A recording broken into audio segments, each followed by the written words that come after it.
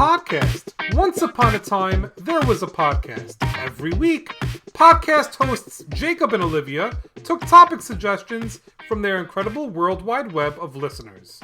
One week, a listener reached out all the way from the enchanted land of Manchester, England, and here's what she had to say.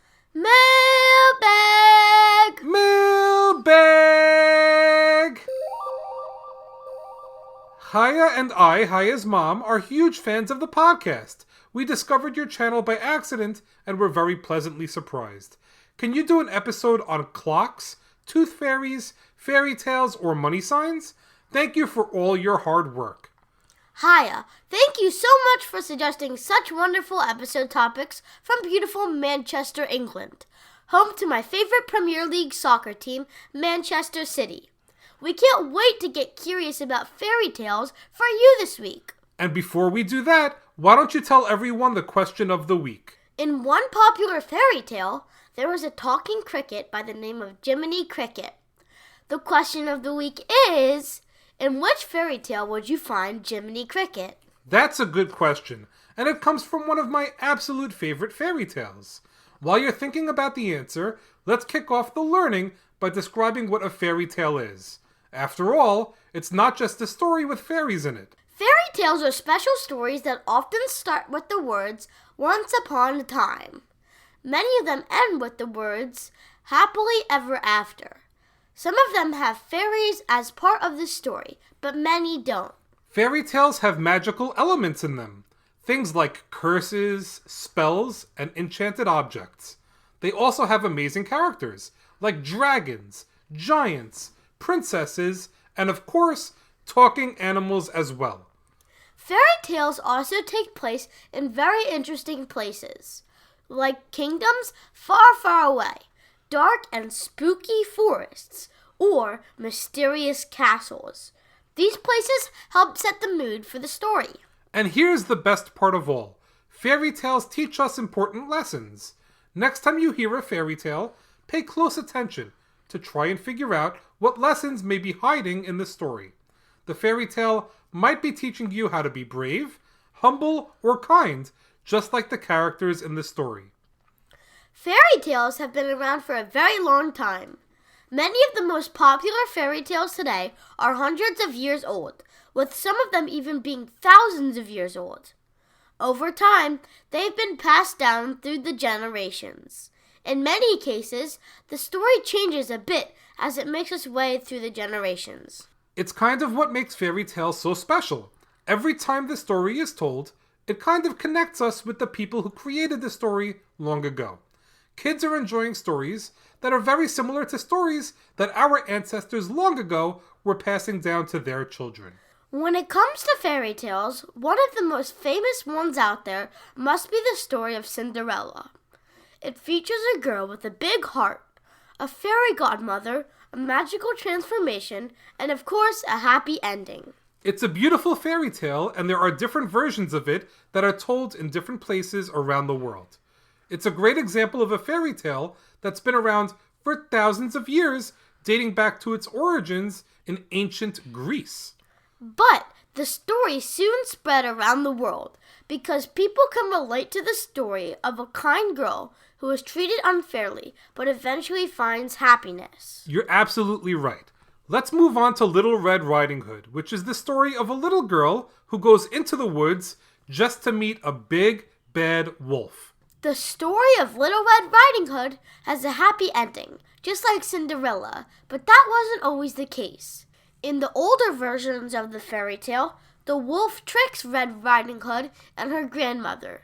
Then, as the story was getting passed down over the centuries, the ending changed, so now there's a brave hunter that comes to the rescue. But, of all the fairy tales I love, and there are many of them, my absolute favorite might be Beauty and the Beast. What I love most about Beauty and the Beast is the lessons it teaches. While hearing the story, you learn that beauty comes from within, and you can't judge beauty on the physical appearances alone.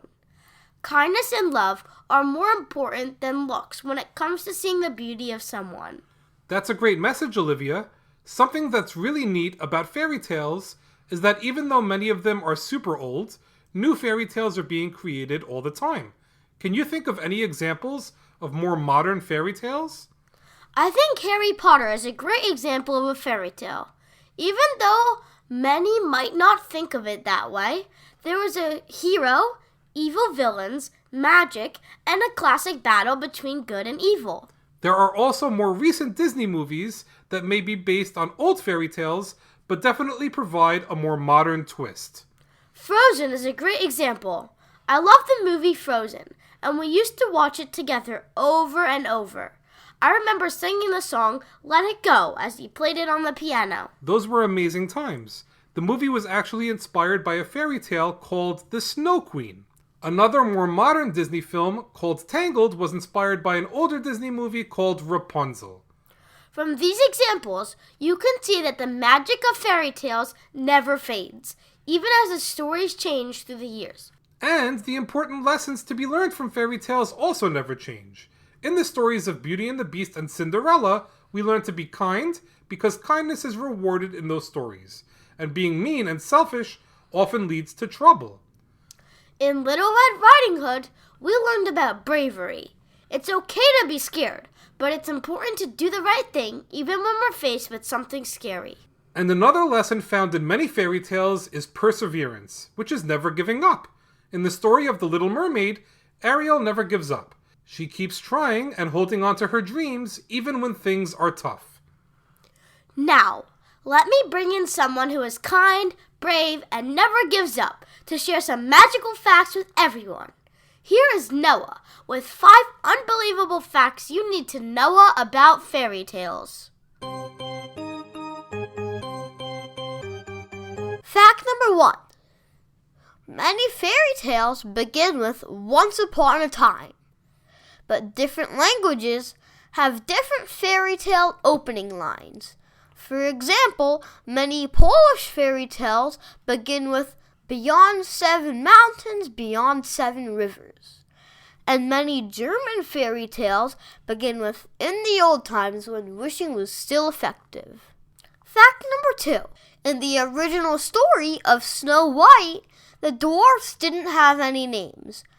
It was Disney that gave the dwarfs the names Doc, Grumpy, Happy, Sleepy, Bashful, Sneezy, and Dopey. Fact number 3. 3 is a number that pops up all the time in fairy tales. A genie grants 3 wishes. Heroes have to complete 3 tasks. 3 little pigs. 3 fairies visit Sleeping Beauty, and so much more. Aristotle, a Greek philosopher, thought that 3 makes something whole. It's a beginning, a middle, and an end. Fact number 4. The brothers Grimm are German brothers who went around Germany about 200 years ago, listening to people recite fairy tales and writing them down. They collected those fairy tales and then published them in books. Even though they didn't make up any of their own stories, they did a lot of hard work to collect fairy tales, stories, and share them. They helped spread many of the wonderful fairy tales we enjoy today. Fact number 5. Talking animals can be found in almost all fairy tales. The story of the 3 little pigs only involves talking animals. In the story, 3 pigs try to protect themselves from a hungry wolf by building houses. One builds a house with straw, another with sticks, and the third with bricks. Even though the pig that built the brick house worked harder to build the house, his house was the only one that the wolf wasn't able to blow down. The story teaches you to take your time and do things right instead of rushing and making mistakes. It's one of my favorite fairy tales. It's a great story with an important lesson. Speaking of talking animals and fairy tales, the answer to our question of the week is a talking cricket, who goes by the name of Jiminy Cricket. Olivia, in which fairy tale can you find Jiminy Cricket? Jiminy Cricket is a talking cricket in Pinocchio. The story of a puppet that tells lies, and whenever he does, his nose grows. In the story, Jiminy Cricket is a good friend of Pinocchio, who tries to help Pinocchio make good decisions. Jiminy Cricket is smart, brave, and kind, and he is willing to do anything for his friend Pinocchio. That's a good friend indeed. Well, that's a wrap for this week's episode. Thanks so much for listening to this week's podcast, number 275, on fairy tales. Great job, Olivia, and great job, Haya, for the magical episode topic suggestion. Before we wrap things up for the week, we have some awesome people to thank. We want to thank our newest Patreon supporter, Felix F. from Melbourne, Australia. A big thanks to Felix for the support. As a Patreon supporter, Felix gets early access to all our episodes, as well as behind-the-scenes updates from the podcast. We want to thank Alex from Park City, Utah, for the 5-star review. It says, "Hi Olivia, I recently found out about your podcast and I really like it. Great podcast. Keep up the good work." We are so thankful that you took the time to leave us such a beautiful review. Join us next week when we will get curious about national parks for listeners in New York and Colorado. As always, thank you so much for listening and getting curious with us.